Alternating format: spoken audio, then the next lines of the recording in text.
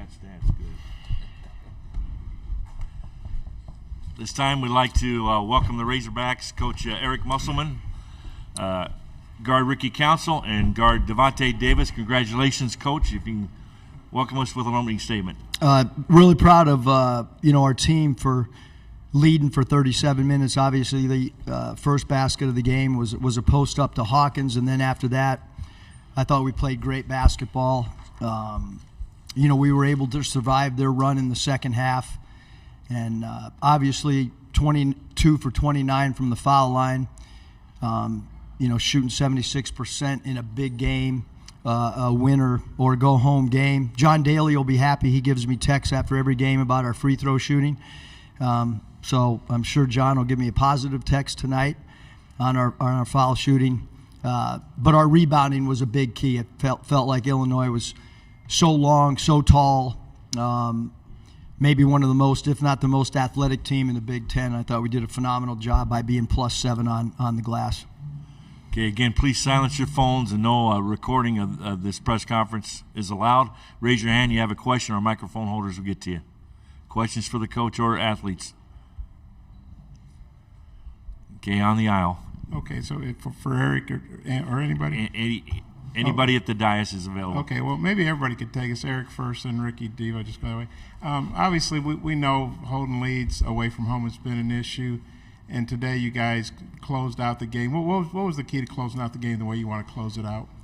I think I'll speak first, Bob. I think that we've learned a lot. I mean, this is a team that's still growing, and I said even before the tournament that I feel like, this is a team that continues to improve. I mean, we talk about improvement daily. We work on things daily to try to get better.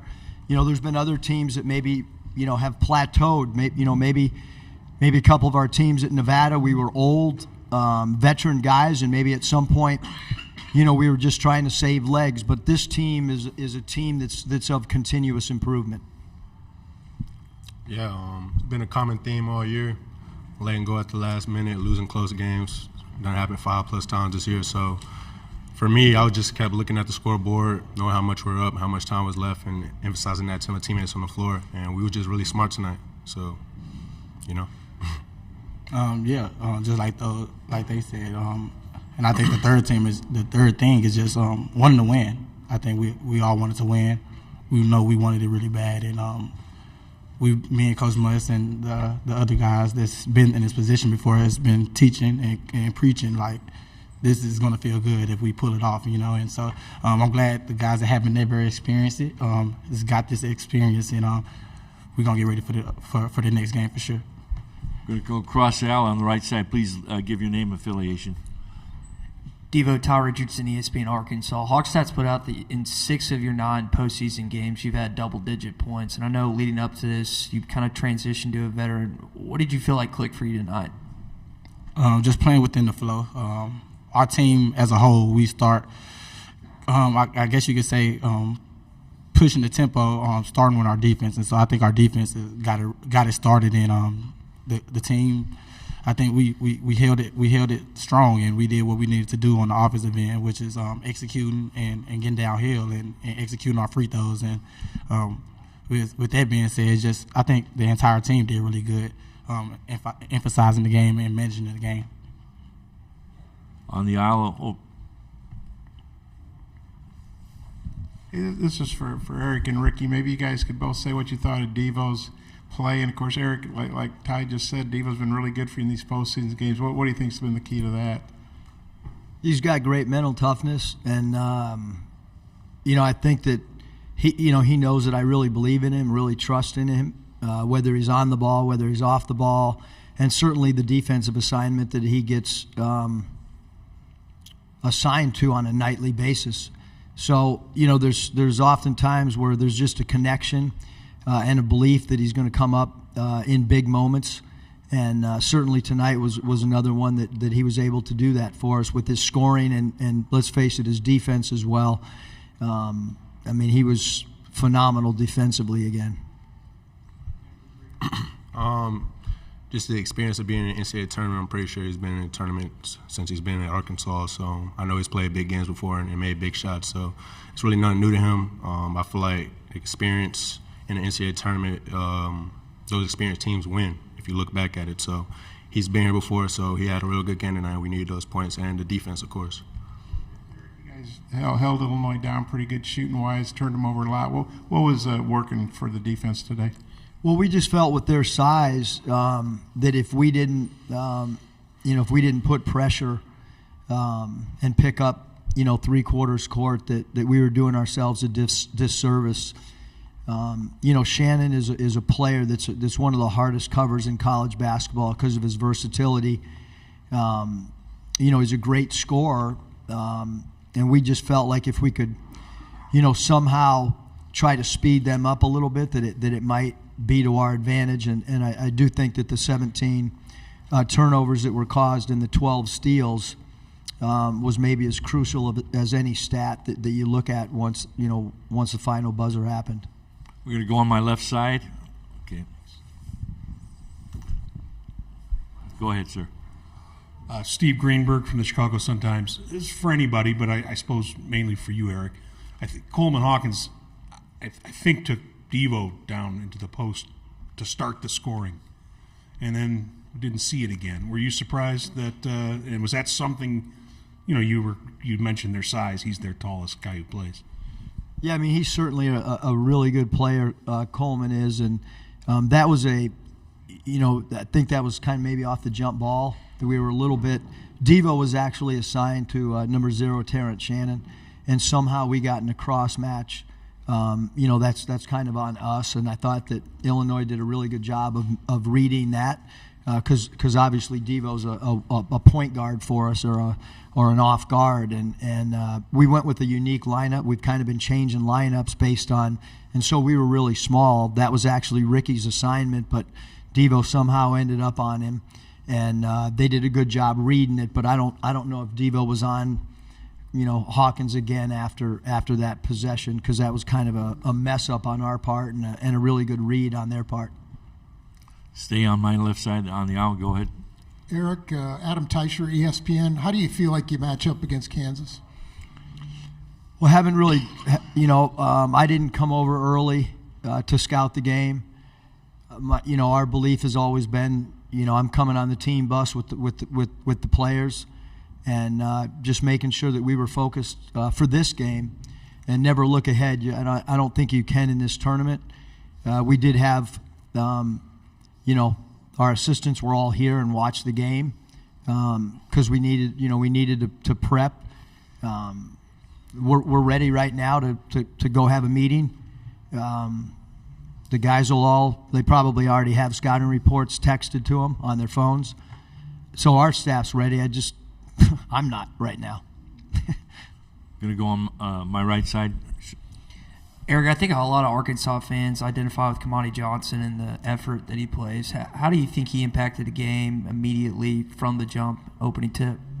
I mean, Kamani played 12 minutes and led the game in offensive rebounds. I think that, if you could just sum it up, you're talking about a player that played 12 minutes and had 4 offensive rebounds. Illinois had 3 as a team.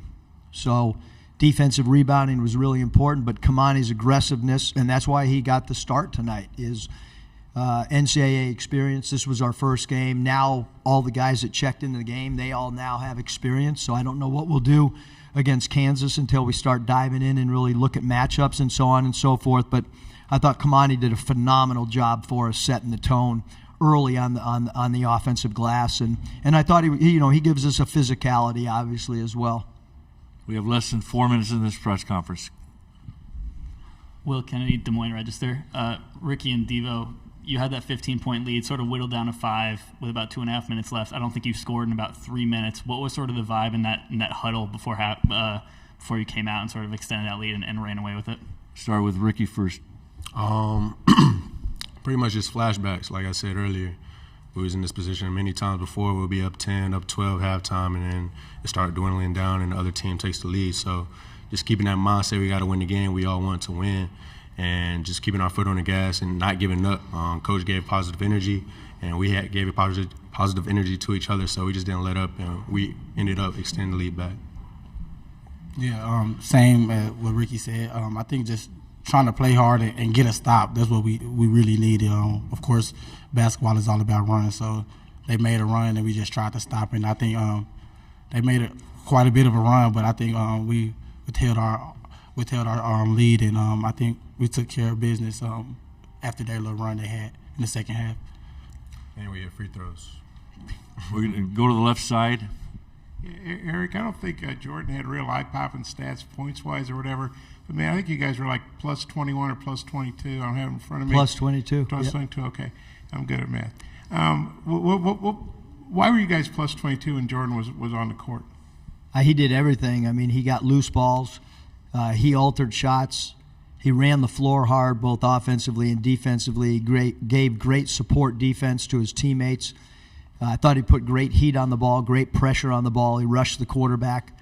I mean, his plus-minus tonight was by far our highest plus-minus while he was on the floor. And, sometimes, you wonder, I mean, he's been a starter for most of the year. We brought him off the bench tonight. I thought he was phenomenal. We wanted Ricky to start to get him going, and I thought it helped Ricky a lot too because we needed his offense and his attacking of the rim early in the game. Time for one more question in the back row. I'm really hoping this wasn't asked because I walked in a little late. Eric Olson of the AP. You guys, what was going through your mind, given this team's history, when I think Walsh made a steal of the cross-court pass, and then you had the missed dunk there that might have been the knockout punch, possibly. I guess obviously you were rather animated. What was going through your mind at that point? Well, there was a point, where you want to make sure you get a shot on goal, and Ricky's made some spectacular dunks for us, and I think you're right, Eric, that would have put an end to it probably. For